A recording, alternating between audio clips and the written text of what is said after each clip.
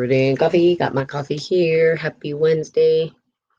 Mm, salute to you. I hope all is well. Hope things are going good. Um, so how many of you feel like life is starting to return to some kind of normal? Might be a new weird normal, but it's a normal, right? It's things are starting to feel a little less stressful, at least in my world. I don't know what your world looks like. Please share. I would love to hear if you're still having some chaos and craziness. But really wanted to talk about how we're transitioning now into this whole good morning. I don't know who's on here. Salute to you. Say good morning. If I don't say good morning, I'd love to see who's on here. Oh, it's Alicia. Good morning, Alicia. How are you, my friend? I don't know who's on here. It's not showing me. Sometimes Facebook doesn't show me. That about changing platforms to YouTube or something. I don't know. One day, who knows? Anywho, things getting a little bit more normal, right? Good morning, Irene. It's Irene. Awesome. Good morning.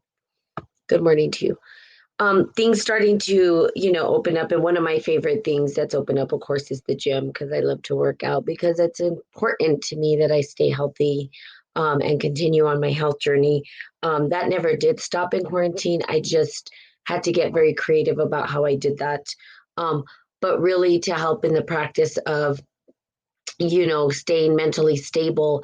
And as I was talking about, yesterday about alchemy and what it means and how we use spiritual alchemy to support us through trying times or times like this, or how sort of I utilize the process to help me so that it perhaps can help you guys, especially if you're in situations where you don't see the light at the end of the tunnel, you don't know how to get to the light at the end of the tunnel. Really just an opportunity for you to figure out how to do that. How do you get to your light at the end of the tunnel? There was a lot of uncertainty and darkness and sort of like, I think people got hit out of left field, not really sure that nobody knew. I mean, I didn't know it was coming. I'm sure somebody knew, but I knew something was going to happen, didn't know what it was going to look like. And we still have things going on right now, where, of course, change and reform and they're talking about reform and in the police and all these things, these big things are happening around the world. Exciting, but it can also be scary and it can be uncomfortable for some people. It could also ignite some, what I want to say, some drama maybe, or some wars in families and friends. And, do we need to start a war? No. We can within our life, and or we can ask ourselves, can we just have compassion, allow other people to have their opinions about what they're going to have their opinions about, and it may not be ours, and that's okay. Doesn't have to look like ours. Can we have our opinions and respect one another? And absolutely, I believe we can, and that's okay, right? I don't unfriend people because of their political views or this or that, because I love them, right? And that's, I'm talking about my personal page. I love people. I love people. And I believe that everybody has a right to voice their or express their opinions, which comes from what I was talking about yesterday, the mental and what we call the swords, right? The swords, like in alchemy, would be our mental, our words, our communication, right? It's negotiations, it's understanding how we are articulating into the material world what it is we're speaking into existence, right? They say that us speaking into existence is the biggest magic and power that we have. It's what is coming out of your mouth, right? What are you saying? What are you expressing to create the world that you see around you? Because your language will create, right? It's part of creation. You're co-creating with the universe. The vibrational frequencies of speaking itself will create. So how do we utilize our speech to engage in a situation we have never seen before, at least ever? I mean, I don't even think any generations have seen major change. And of course, Martin Luther King for that piece, marches and protests and, they've been through this, but this right now, I believe it's just become a worldwide thing. Now, if we're looking at spiritual alchemy, which we are, um, there's something called the hero's journey. And right now, that's what you're on. You're on your own hero's journey, okay? You yourself being the hero, you yourself being the one on a magical journey. You're the one who's engaging in this journey. And if you took all of the noise out of it, right, and you just focused on yourself, centered on yourself, I'm going to put myself at the middle of all of this and ask yourself, what is my journey telling me? What is my journey teaching me? What is my journey saying that I need to engage in? Good morning, bestie. The hero's journey starts out with the fool. Not in the fool in the sense of you're an idiot, more like a curiosity.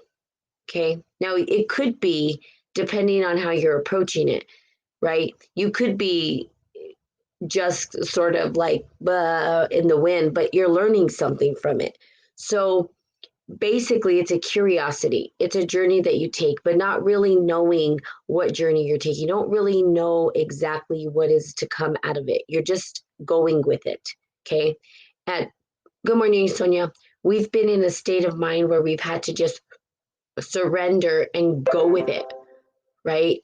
We haven't really had a choice. Nobody said, hey, world, do you think this is the right approach to this particular pandemic? No, we've been instructed. And so we're just like, and people are getting upset because they were instructed, whatever happened, right? Whatever came up for you, right? And we'll say 99% of the population had no decision in how this was going to go. Okay. They just told us this is how it's going to go. That becomes a hero's journey. We were pushed into, we were sort of kind of forced into a way of seeing the world through these eyes. Okay. And it's okay because you either surrendered or you didn't surrender. And on either end is going to cause a certain trigger within you, either way. But it's a fool's journey. It's a hero's journey, right? And the fool steps into this not really understanding out of either curiosity or resistance or whatever. If you fall into it with full surrender, you end up on this roller coaster ride that you're not really sure where you're going to end up. So every single movie, right, that we see is based on the hero's journey. It's based on the hero's journey. And so the hero's journey it's an opportunity for us to understand, how do we engage the hero's journey? How do we actually ourselves become the person on that journey? Just like all these people, these characters in the movies. It's the same thing. Believe it or not, we're going through that same thing right now on a bigger scale, right? Usually it's a small scale, but it's on a bigger scale. And if you understood the hero's journey, you would understand how you could maneuver through this information that you're receiving, or these hard times or hardships, right? And the hero then becomes, so once they jump off the ledge, and you'll see that the fool jumps off the ledge into the pool of water without even realizing if it's hot, cold, whatever. They just sort of trust the process, okay? They're trusting the process. This is part of what people will say when they say trust God, right? Give it to God, God's plan, trust it. Just trust the process. That may not be easy for everybody because we want to control. But there are some things that we can't. There's some things that are going to play out that we have no control over, and we can just ask ourselves how we are participating in it or how we're not participating. Okay. So we're looking at this big thing and we're asking ourselves, how do we participate? And some people will surrender into it fully, jump into the pool, allow the currents to take you where it's going to take you. Now, typically in the hero's journey, you end up having, so you have all the tools available. The tools that I was talking about were the earth, water, air, fire yesterday. Those tools are always available to you. Fire being your divine will, being your determination, being your courage, being the strength. It also can be tricky. It could be the ego, the anger, the frustration that burns you up inside too. So remember, there's both. Fire can represent both within you. Then you have your emotions. They're reflective. They allow you to reflect on the choices you make. So if the fire energy has you make a choice of, I don't know, being angry and frustration and taking it out on people and acting crazy, you have the water there to calm you down and reflect, right? Crying, tears, emotion. Also, creativity. It allows us to step into the creative space. So we have that tool. Then we have our air element, which is our speech, which is us communicating, right? Which is the wind, the air. It's also our mental capacity. How do we think about things? How do we engage it? How do we talk about it? How do we negotiate through it? Are we doing a win-win situation? Are we doing a win-lose situation?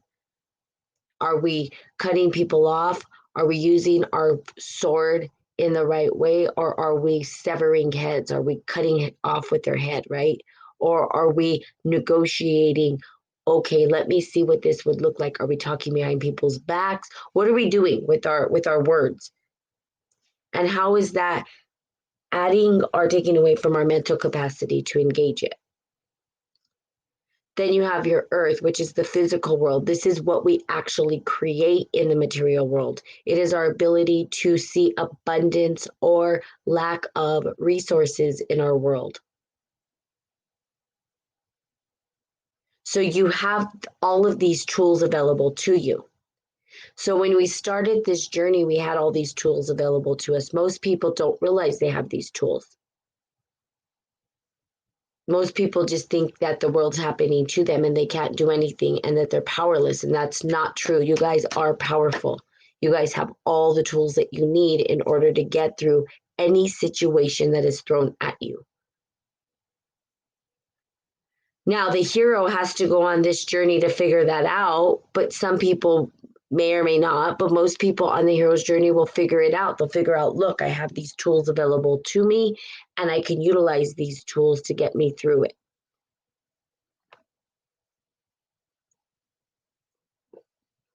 So some people forget, they get amnesia. That's what I say about the human race. We all get amnesia real quick, like really quick. It's pretty crazy. We'll say, I love everybody, and 2 seconds later, someone will cut us off in traffic, or someone will put a quote on Facebook and we want to yell and beat them up. And we're like, whoops, we just totally got amnesia. We don't really, we're not loving anymore, are we? So we get amnesia really quick, but we have the tools at hand.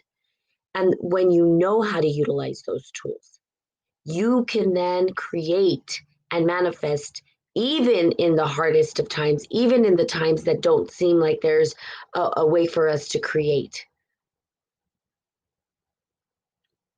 It's quite amazing how it happens. Okay. So we have our tools. Then with our tools, we start to break down the duality in each one of our facets of life. If you understand the duality, if you understand the separation between what's happening, and you understand and you understand, well, let's say mastery lies in distinguishing distinctions. If you understand the distinctions that are happening, if you can see the polarities, right, you can bridge them back into love. Or you can sort of do an elixir. Good morning, Lewis. And you can pour the two and create and birth something new. Out of two comes one, right? So think about it. And the easiest way to think about it is with gender. So we have mother, father come together. They swap energy, they swap fluids, and then a baby comes out of it, right? That's like a birth of something new. It's a blending of the two.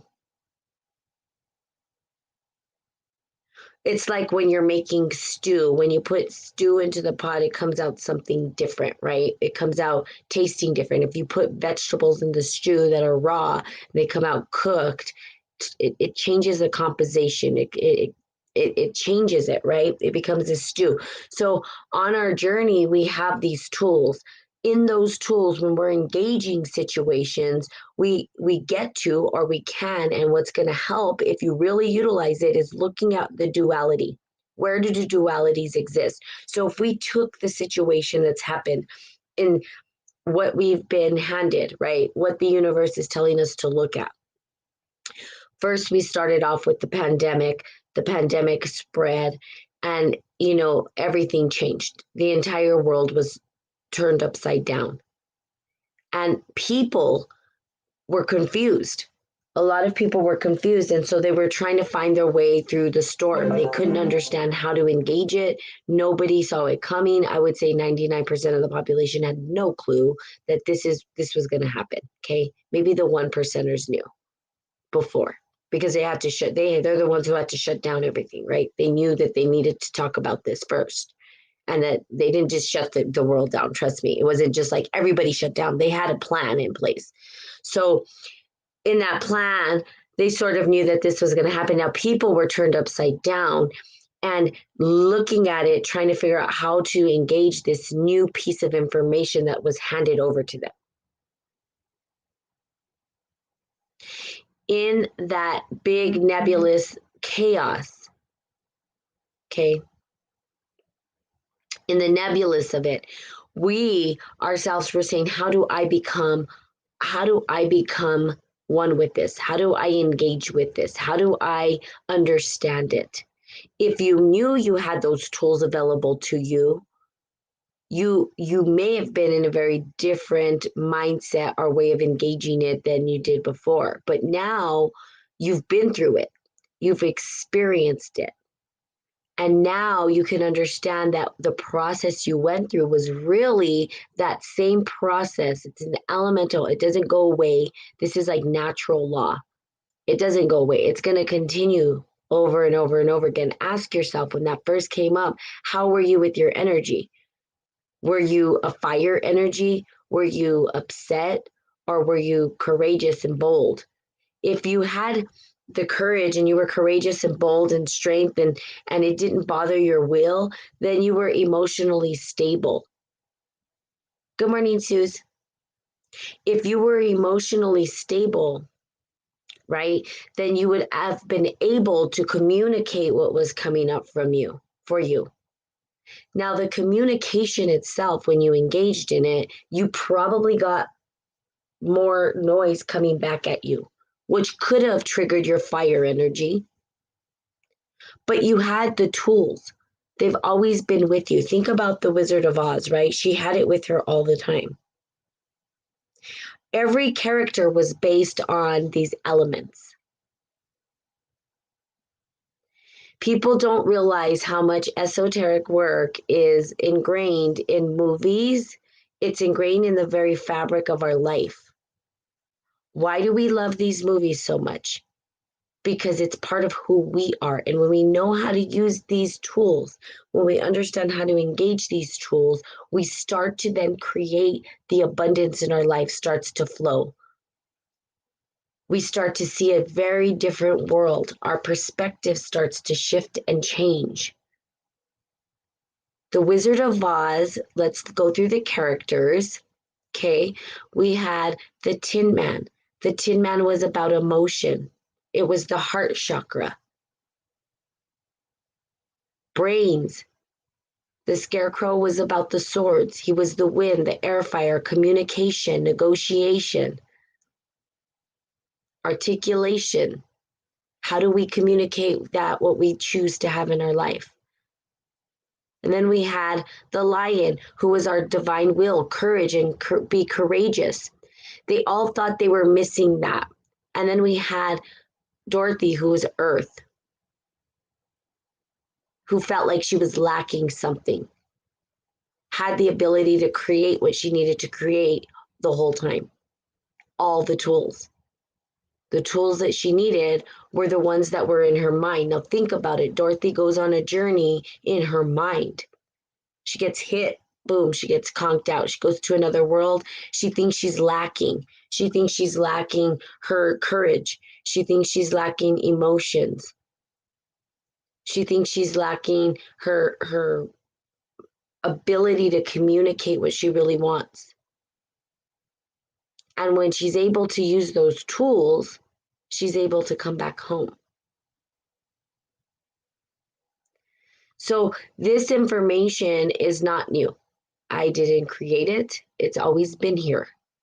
But the seeker, the ones who seek it, will find it, right?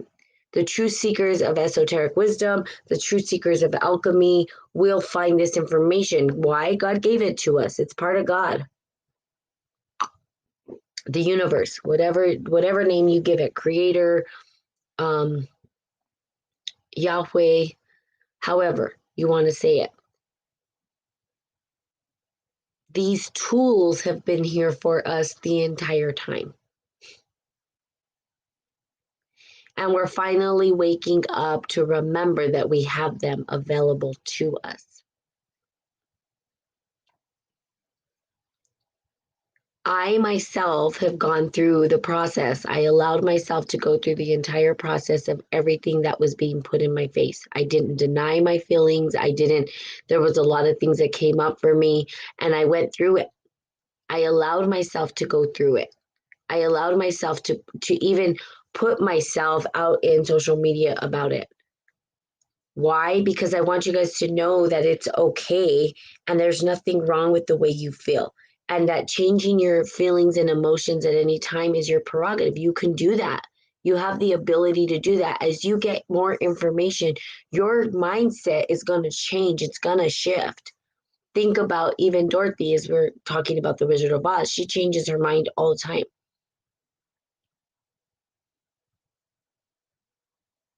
And that's okay. There's nothing wrong with it. You are going through your own journey and just honor the journey. Honor it. Be proud of it. Be excited about it. Be upset about it. Whatever you want to be about it. Know that it's your journey and that your journey is as meaningful as anyone else's. That your journey matters. And what you find at the end of the journey, right? At the end of the journey, well, let's just we can still look at this movie, but we can look at any movie and you're going to see elements of what I'm talking about in every hero's journey. Just read up on the hero's journey if you've never have. So your journey is what? Your journey is you coming back home, right? That was the Wizard of Oz. It's like, I want to go home. There's no place like home. Well, where is home? Home is where the heart is, right? Home is where our heart and our love is. Now, looking at the heart, our heart is the space of transmutation. It actually will allow us, the vibrational frequency of the heart will allow us to take from the macrocosm and the microcosm and sort of do this elixir type thing to radiate love back out again.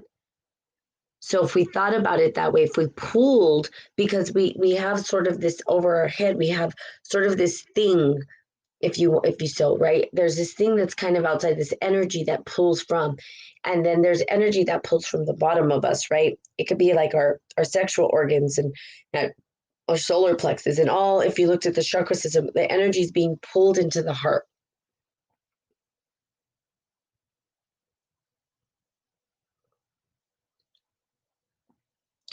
So we have the tools. We always did, we always will. Now, how we use them, that's it. That's up to you. But it's also really awesome and amazing that we have these tools. I mean, thank God for that, right? Thank God that we have a way to find our way back home. We have things that we can utilize, things we can pull from, but we don't even know it. And so I'm telling you, for those who may not know, that you do have those tools available to you. You don't have to be stuck. You don't have to stay stuck in any situation. Good morning, Scott. Why? Because we have the tools available to us always.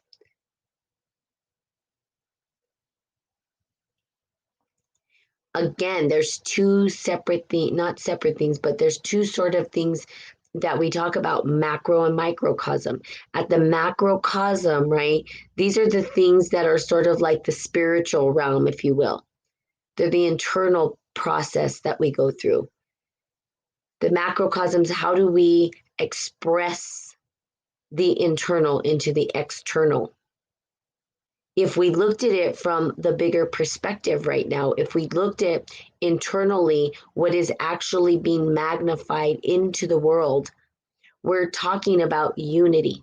One thing I said when Trump got elected, and I know that my friend was like, how do you feel about this? And I said, well, the answer you're going to get is not going to be like anybody else. I don't politic. Okay. I don't politic. It's not my thing. But I told her I'm excited. And she goes, really? Why? I said, well, I'm excited because he's talking about separation.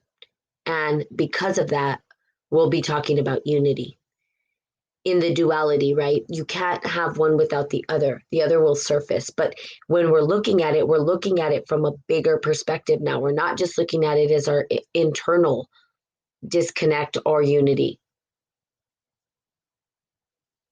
The separation and unity are part of the same continuum. When we talk about one, we're forced to talk about the other. And now at this bigger level, right? Now that we're looking at what is actually playing out in front of us, we see it actually being played out. The first unity that came together was women. Women came together and marched as soon as Trump was. And I was like, see, there's the unity. That's what I was talking about. Now we're talking about color, right? We're talking about unity in all facets of life to the point of reform. And I think what's happening is we're starting to remember that we, the people, are the ones who shape and mold what we want to see. When we wake up and unify under one thing and we're like, agree, and we'll say the majority, I'm not going to say every single person, right? There's still those people that don't agree with certain movements or whatever. But when you see the vast majority of the world coming forward and saying, this is what we choose, we want to unify under this, we see change happen really quickly. We'll see transformation happen because the masses, they're afraid of the masses because the masses go crazy and chaos happens in the masses. Game over, right? Nobody wants that. We want peace and harmony. And right now, what we see is people coming together out of the murk and the chaos. Unity's happening, and people are saying we want to unify. But we have a person who's in office who wants to separate, right? He's constantly talking about putting walls up and separation. And okay, to me, it doesn't matter either way what he says or politics. I'm just saying that I was excited because I knew that eventually it would be this big unity. It would be everybody coming together under one umbrella. And we see it happening worldwide. It's also it's forcing us to question the very fabric of our lives because people are having these mental conversations that they didn't have before. Everybody's talking about it. Like I can't even escape it. For me, I'm like I have my views, and if people want to talk about it, I'm here to listen, right? And that's fine. They have their views, whatever it is, but you can't escape it. The conversation's happening everywhere. This is really, it's like obviously God is saying something like, look what you guys have created. Look, this is what you've created. Is this what you choose? Do you want this? Or do you want to choose something different? That's it. And then we go, oh, yeah, maybe we want something different. Maybe we don't really like the way that came out a little distorted. Maybe we're going to start to shift it over here and change it over there and make tweaks and stuff there. So you guys have always had the tools. You guys be like Dorothy and to remember that you guys have all of your courage. You have all of your emotional grounding if you choose, and you have your mind and your voice. You are able to communicate what it is for you. Right? Notice that the scarecrow was always like study over words, right? It was always stuttering and the throat chakra was being trapped off. And then remember when he gets his diploma, right, from the wizard, right? He's like, here's your diploma. He starts to go blah, blah, blah, blah, blah, blah, and he starts speaking and his IQ is 100 and billion or whatever it is. It's really just the clearing of the throat chakra.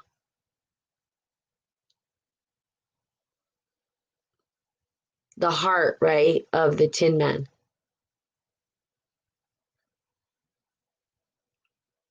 the vibrational frequency to hear to-doom, to-doom, to-doom, and know that he too had a heart, or the courage, right, of the lion when he stands up and he's finally like, huh, I am courageous. So you guys have every one of those characters within you. You guys have the ability to understand it. I'm going to continue going through the esoteric works. It looks like it's funny because I always look and see, okay, well, who shows up to these things? Who's showing up, right? Who's listening? And there are certain subjects where I get zero audience, right? It's like nearly no one, right? And I always feel like those subjects might be a little deeper, but I'm going to continue diving in deeper into these particular processes because I feel like that's where it needs to go. At least that's what I've been told. So I'm just going to continue to sort of support you through the process of utilizing the tools that you have available to you to get through any challenge. This is going to help you get through any challenge in your life. It's not easy work, though. Don't expect it to be easy because it's not. The life of a spiritual alchemist or the life of a spiritual person who chooses that as first ends up being the hardest life to live. It's not an easy life because we're questioned everything. We're faced with everything and we have to look at everything and we examine everything and we have to be responsible for everything that shows up in our life. Sometimes it's easier for people to be like, that ain't mine. I don't want to say. And then they just go on and they just act as though it doesn't exist. But not us. Our spiritual warriors are like, nope, it's all me. And how did I create this? And how do I shift it? And do I shift it? And how do I continue to love, even though this is showing up and I'm responsible for it? It's exhausting sometimes. But is it worth it? Yes. Why? Because the blessings that come with it are greater than any blessing you can ask for from another human being. I'd rather have God's blessing. Period. There's like no other blessing that's more beautiful. And God does speak through people as well. So I know when it's God speaking through people, right? We speak to each other. You guys are an extension of God. So there you go. All right. So I love you guys. We're going to continue on this. I want to continue going through the hero's journey just to support you. And then I feel like once everything seems to sort of kind of calm and the waters are calm, we can get back to, again, reading the Four Agreements, which I was reading before this, and it was almost finished. I think we were almost done with the book, and we are going to go on to the Power of Now. But until then, I want to continue to support you through this process and at least let you know that you have the tools and they've always been with you, that you are powerful, that you are enough, that you are worthy, that you have everything you need within you, and that you don't need to seek outside you to find the answers because you have them all within you. Okay. All right. So thank you, Suze. I love you. Have a great day. And I will be seeing y'all tomorrow. Happy hump day. Salud. Here's the coffee. Yum. So lovely. Okay. Bye.